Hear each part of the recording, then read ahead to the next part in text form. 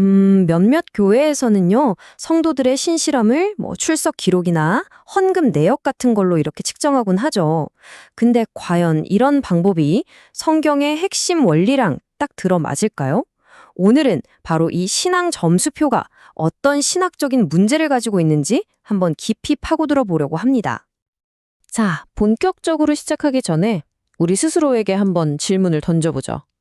한 사람의 믿음, 그 깊이를 정말로 측정이라는 걸 할 수 있을까요? 바로 이 질문이 오늘 우리가 다룰 이야기의 가장 핵심적인 출발점입니다. 실제로 일부 교회에서는 바로 이런 식의 점수표를 사용하곤 해요. 주중에 있는 예배에 얼마나 잘 나왔나? 11조는 꼬박꼬박 했나? 이런 눈에 보이는 지표들로 그 사람의 헌신도를 평가하는 거죠. 물론 좋은 의도로 시작했겠지만 만약에 이런 방식이 오히려 복음의 본질을 흐리게 만들 수 있다면 어떨까요? 네, 첫 번째로 살펴볼 건데요. 바로 이 기독교식 점수표입니다. 이게 왜 문제가 될 수 있을까요? 사실 이 방식은 우리가 전혀 의도하지 않았더라도 아주 심각한 신학적인 함정으로 우리를 빠뜨릴 수 있습니다. 핵심이 바로 이거예요. 이런 눈에 보이는 지표들만 너무 강조하다 보면 나도 모르는 사이에 오직 은혜, 그러니까 솔라 그라티아라고 하는 이 복음의 심장 같은 원리를 훼손하게 되는 거죠. 마치 구원을 무슨 점수 따서 얻어내는 시스템처럼 만들어버릴 우려가 있다는 겁니다.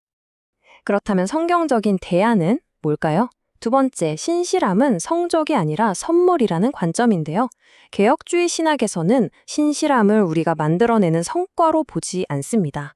우리의 신실함은 우리가 받는 성적표가 아니라 하나님이 우리에게 주시는 선물이라는 거죠. 모든 것의 기초는 바로 이 칭의 교리입니다. 하나님이 우리를 너는 의롭다 라고 선언하시는 건 우리가 뭘 잘해서가 아니에요.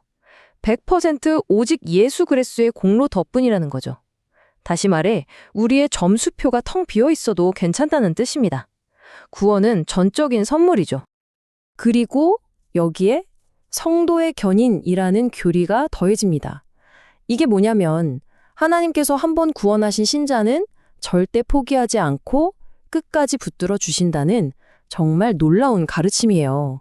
그러니까 우리의 신앙이 막 흔들리고 넘어질 때조차도 우리의 안전은 우리의 꾸준함이 아니라 절대로 변치 않는 하나님의 신실하심에 달려있다는 겁니다. 성경에 나오는 인물들을 한번 떠올려 볼까요? 이 인용 문서란 말이죠. 만약에 다윗 왕의 신실함을 그가 끔찍한 죄를 짓던 시기의 교회 출석으로 판단했다면 어땠을까요? 베드로는요? 믿음의 영웅이라고 불리는 사람들조차 이런 단순한 점수표 앞에서는 낙제점을 받았을 겁니다. 이게 바로 겉으로 드러나는 행위만으로 신앙을 판단하는 게 얼마나 위험한지를 보여주는 거죠. 자, 그럼 이런 신학적인 원리들이 실제 교회 생활, 예를 들어 예배에는 어떻게 적용될까요? 세 번째, 예배는 의무인가 자유인가? 모든 예배 출석이 다 똑같은 무게를 가진 의무일까요?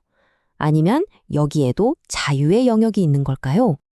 여기서 아주 중요한 신학적 구분이 필요해요. 주일 공예배, 이건 성경이 우리에게 하라고 명하는 의무가 맞습니다.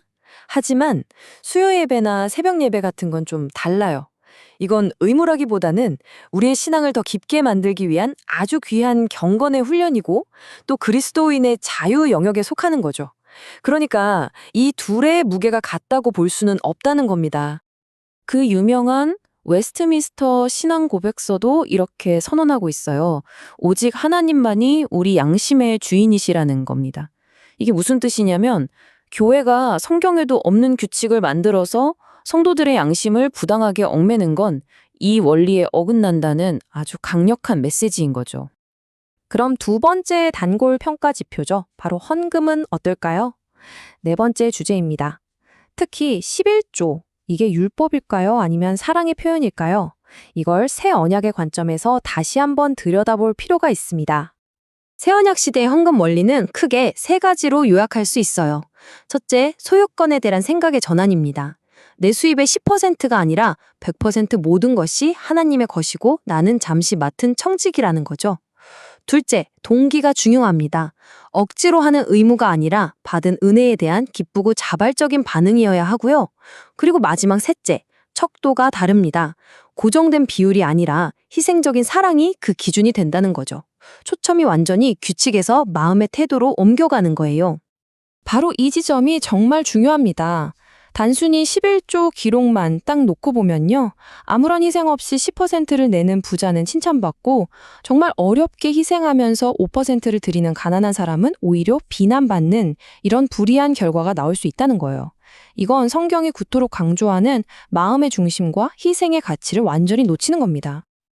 자, 그리고 이 문제가 가장 심각하게 드러나는 지점이 바로 교회의 리더를 세울 때입니다. 5번째, 리더십은 체크리스트인가 성품인가? 교회가 만든 체크리스트를 따를 때와 성경이 말하는 성품을 따를 때 과연 어떤 차이가 생길까요? 성경이 말하는 리더의 자격 요건들을 한번 보세요. 정말 놀랍지 않나요? 출석률이나 헌금액 같은 건 단 한 줄도 없어요. 거의 모든 것이 그 사람의 성품에 관한 겁니다. 책망할 것이 없는 삶, 절제력, 가정에서의 모습. 이런 것들은 오랜 시간에 걸쳐 그 사람의 삶 전체로 증명되는 인격이죠. 이건 단계적인 점수표로는 절대로 측정할 수 없는 영역입니다. 지금 보시는 이 표가 오늘 이야기의 핵심적인 갈등을 아주 잘 보여줍니다. 왼쪽의 성경적 기준은 그 사람이 어떤 사람인가 라는 성품에 초점을 맞추고 있죠. 반면에 오른쪽의 기준은 그 사람이 무엇을 했는가 라는 행위에 초점을 맞춥니다. 특히 돈은 사랑하지 않음이라는 내적인 태도가 꾸준한 11조 기록이라는 외적인 행위로 대체되어 버리는 것, 이게 가장 큰 문제라고 할 수 있습니다. 그래서 이 문제는 정말 심각한 신학적 의미를 가져요. 왜냐하면 성경이 이미 제시한 기준에다가 인간이 만든 규칙을 풀수 조건으로 추가하는 것은 사실상 교회의 머리이신 예수 그리스도의 권위를 침해하고 하나님의 기준만으로는 부족합니다 라고 말하는 것과 다름없기 때문입니다. 그렇다면 대안은 뭘까요? 이제 비판만 하고 끝낼 게 아니라 참된 신실함을 회복할 수 있는 건설적인 길은 무엇인지 마지막으로 모색해 보겠습니다. 여기서 오해하시면 안 될 게 있어요. 이 이야기는 기도회나 헌금 같은 경건한 전통 자체가 나쁘다고 말하는 게 절대 아닙니다. 문제는 그런 좋은 전통들이 사람을 판단하고 정죄하는 율법적인 잣대로 변질될 때 발생하는 거죠. 그걸 막자는 겁니다. 더 나은 길은 결국 초점을 체크리스트에서 삶 전체로 옮기는 겁니다. 강단에서는 은혜의 복음을 더 깊이 설교하고 제자훈련은 교회 안에서의 활동을 넘어서 일터, 가정, 사회라는 삶의 모든 영역으로 확장되어야 합니다. 그리고 리더를 세울 때는 출석 기록이 아니라 오랜 시간 동안 관찰된 그 사람의 성품과 삶에서 나타나는 성령의 열매를 분별하는 지혜가 필요하겠죠. 오늘 이야기를 마치면서 우리 스스로와 또 우리가 속한 공동체에 이 질문을 던져보면 좋겠습니다. 우리는 과연 한 사람의 인격과 성품을 세우는 일에 힘쓰고 있는가? 아니면 그저 눈에 보이는 체크리스트를 채우는 데에만 급급하고 있는가? 한번 깊이 생각해 볼 문제입니다.